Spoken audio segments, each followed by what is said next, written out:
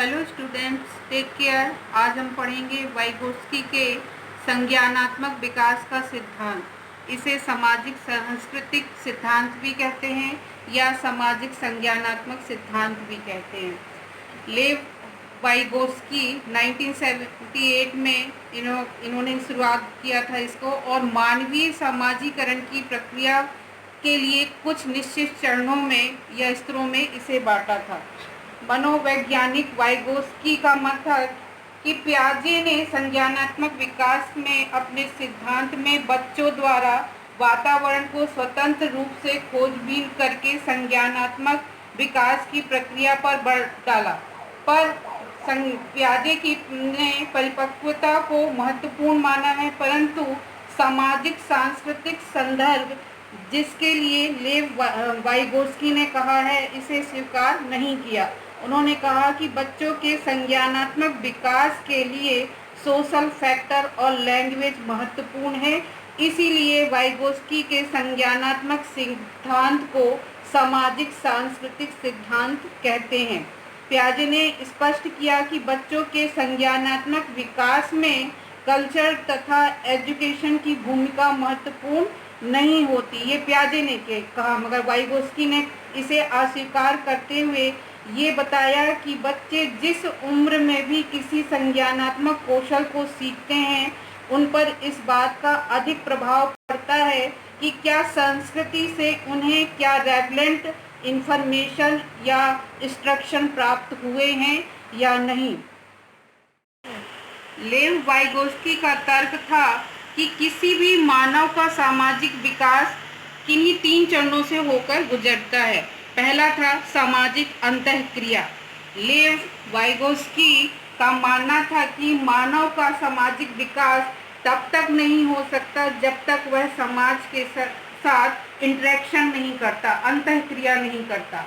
लेव वाइगोत्स्की ने माना कि मानव जैसे जैसे समाज से अंतःक्रिया करता है या सीखने का प्रयास करता है, वह समाज की संरचना, स्वरूप तथा मान्यताएं एवं मानदंड आदि से परिचित होता जाता है तथा अपने आप को उन विशिष्ट परिस्थितियों में एडजस्टमेंट करने का प्रयत्न करता है। वह अपने आप को सामाजिक परिवेश के अनुसार बदलता है तथा प्रयास करता है कि उसका व्यवहार सामाजिक तौर तरीके के अनुकूल है। जैसे आपकी सोसाइटी होती है, उसके अनुसार ही वह सीखना प्रारंभ कर देता है। अब है इंटरेक्शन विथ MKO। MKO क्या है? मोर नॉलेजमेंट। लेव वाइगोत्स्की के सामाजिक विकास सिद्धांत का यह दूसरा चरण है। उनका मानना था कि मानव का सामाजिक विकास तभी आरंभ होता है जब वह ऐसे समूहों अथवा व्यक्तियों के साथ इंटरेक्शन करता है जिनका मानसिक लेवल उसके स्वयं के मेंटल लेवल से ऊंचा हो, अर्थात सामाजिकरण की प्रक्रिया में निम्न सामाजिक स्तर वाला व्यक्ति उच्च मानसिक स्तर वाले व्यक्ति से समायोजन तरीके से अपना ज्ञान अर्जित करता है। जैसे एक बालक है, वो निम्न लेवल का उसका नॉलेज लेवल होगा, वो नॉलेज उसका कम होगा, वो ऐसे व्यक्ति से सीखने का प्रयास करेगा जिसका हाई लेवल नॉलेजमेंट वाला व्यक्ति हो या ज्ञान प्राप्त कर सकता हो। दूसरा है interaction with MKO, more acknowledgement. लेव वाइगोत्स्की के सामाजिक विकास सिद्धांत का यह दूसरा चरण है। इनका मानना था कि मानव का सामाजिक विकास तभी प्रारंभ होता है जब वह ऐसे समूह या व्यक्तियों के साथ इंटरेक्शन करता है या सीखने का प्रयास करता है जिनका मानसिक लेवल क्या होता है, बहुत ऊंचा होता है। जिसके सामने हम सीखते हैं, जिससे सीखते हैं, उनका मानसिक लेवल बहुत हाई होता है, और जो सीखने वाला होता है उसका जो मानसिक लेवल होता है बहुत लो होता है।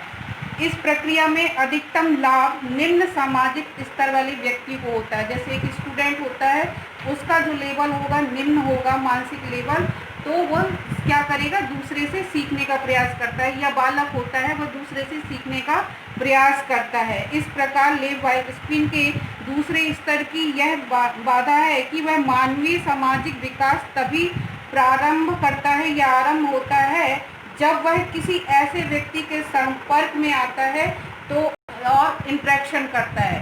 जब पहले तो वो खुद से सीखने का प्रयास करता है, मगर वो नहीं सीख पाता तो किसी से पूछकर या अपने साथियों से, अपने पेरेंट्स से इस तरह से सीखने का प्रयास करता है।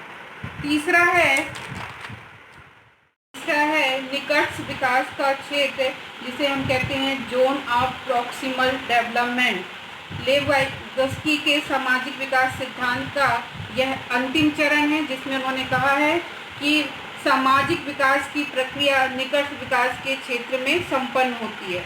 निकट विकास के क्षेत्र का तात्पर्य है उन दोनों के मानसिक स्तर के में जो अंतर है और सीखने वाले में अंतर होता है। जो बताता है उसके मेंटल लेवल में अंतर होता है, वो हाई लेवल का होगा, जो सीखता है वो निम्न लेवल का होगा। इसे ही जो हाई लेवल मेंटल लेवल का व्यक्ति होता है उसे हम कहते हैं MAO, मतलब कि मोर नॉलेजमेंट। दूसरे शब्दों में भी हम इसे ये कह सकते हैं कि सीखने वाले व्यक्ति एवं सिखाने वाले व्यक्ति के मानसिक लेवल में अंतर को ही हम कहते हैं निकट विकास का क्षेत्र, अर्थात ZPD, the zone of proximal development. सामाजिक विकास की प्रक्रिया तब तक होती है जब तक सीखने वाले व्यक्ति एवं उस व्यक्ति का जो उससे अधिक जानता हो, दोनों का मानसिक स्तर एक समान नहीं हो जाता। पियाजे ने यह बताया था कि बच्चों के संज्ञानात्मक विकास में संस्कृति तथा एजुकेशन की भूमिका इम्पोर्टेंट नहीं होती, और तो मगर वाइगोत्स्की ने इसे अस्वीकार किया, कहा कि बच्चे जिस उम्र। वाइगोत्स्की के सिद्धांत का शैक्षिक उपयोग क्या है? तो वाइगोत्स्की के सिद्धांत का में टीचिंग और लर्निंग के लिए एक नया व्यू प्रदान किया गया है, नई दृष्टि प्रदान की गई है, जिसमें शिक्षण एवं अधिगम के सामाजिक संदर्भ और सहयोग के महत्व को काफ़ी बल दिया गया है। उन्होंने कहा है कि सहायता प्राप्त खोज तथा साथी संगी का सहयोग इम्पॉर्टेंट होता है सीखने के लिए। इसे ही उन्होंने समीपस्थ विकास क्षेत्र के रूप में माना है और इसकी सहभागिता बनी रहे, मतलब कि वह सहयोग से सीखे एक दूसरे को। जब हम प्रोजेक्ट कार्य देखते हैं ग्रुप में बच्चों को, तो वे एक दूसरे का जो उनका टास्क होता है, कार्य होता है, डिवाइड हो जाता है और कहीं ना कहीं वे एक दूसरे से सीखने का प्रयास करते हैं। इसमें क्या है कि बच्चा जो है, इन्होंने ये बताया है कि प्री स्कूल में छात्रों के लिए अपने सिद्धांत के तहत वाइगोत्स्की ने मुख्य शैक्षिक संदेश दिया है। उन्होंने कहा है कि बच्चों के समीपस्थ विकास के क्षेत्र में अधिक से अधिक सामाजिक रूप से प्रबल एवं अर्थपूर्ण क्रियाओं को बढ़ावा दिया जाना चाहिए। जितना हम कोशिश करेंगे, मतलब कि वहाँ पर बच्चे को अगर उसकी मीनिंग बताते हैं, शब्दों की मीनिंग बताते हैं, तो बच्चा ज़्यादा से ज़्यादा इस चीज़ को प्री स्कूल में सीखे।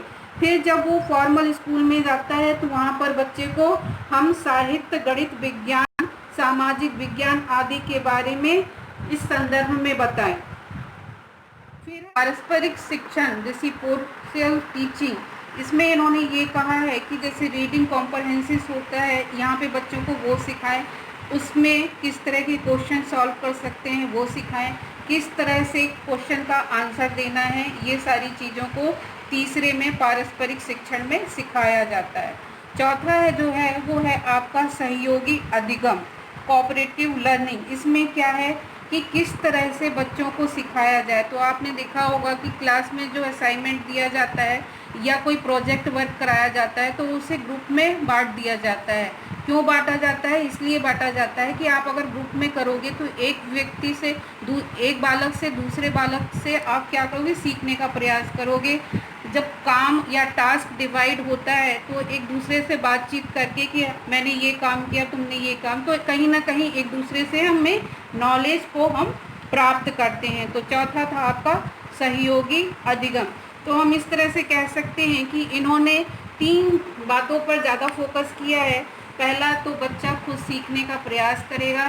दूसरा, अगर वो नहीं सीख पाता है तो वो अपने साथियों से, अपने पेरेंट्स से इंस्ट्रक्शन प्राप्त करके सीखने का प्रयास करता है। और अगर ग्रुप में काम करता है तो ग्रुप से भी वो सीखने का प्रयास करता है। जैसे कि जीन पियाजे ने कहा कि एक उदाहरण के माध्यम से मैं बताना चाह रही हूँ कि मान लीजिए कि 5 वर्ष की प्रिया और रिया है, वो पियाजे द्वारा दिए गए संरक्षण समस्याओं का समाधान नहीं कर पाती, परंतु माता पिता, शिक्षक या अन्य बड़ों जो बड़े हैं उनसे उम्र में उन बच्चों के को अगर निर्देशन दिया जाए तो कविता जो प्रिया है तो अपनी समस्याओं का समाधान फिर भी नहीं कर पाती, मगर रिया कर लेती है। तो यहाँ पे वाइगोस्की ने ये कहा है कि दोनों के कॉग्निटिव लेवल पर अंतर होता है। क्यों अंतर होता है? कि किसी को बताने पर, समझ में आने पर वो समस्या का समाधान कर भी लेगा और दूसरा नहीं भी कर पाएगा। इसका कारण क्या है? अब प्रश्न उठता है कि वाइगोस्की के सिद्धांत में समीपस्थ विकास का क्षेत्र इतना क्यों महत्वपूर्ण है? इसके 2 कारण बताए हैं। उन्होंने ये कहा कि इसके यह पहचान करने में मदद मिलती है कि बच्चा क्या जल्दी ही अपने लेवल से कुछ सीख सकता है या नहीं। दूसरा यह है कि इसमें बच्चों के जो बायोलॉजिकल परिपक्वता है उसमें, उस क्षेत्र में वो कितना ग्रहण कर सकता है। कहने का तात्पर्य ये है कि उस लेवल पर बच्चे को अगर हम जो टर्मिनोलॉजी है, साइंटिफिक स्किल्स या साइंटिफिक आप लैंग्वेज का उपयोग करते हो तो बच्चा जो है उस कंटेंट को, उस टर्मिनोलॉजी को कहीं ना कहीं सीखने का प्रयास करता है। थैंक यू, धन्यवाद।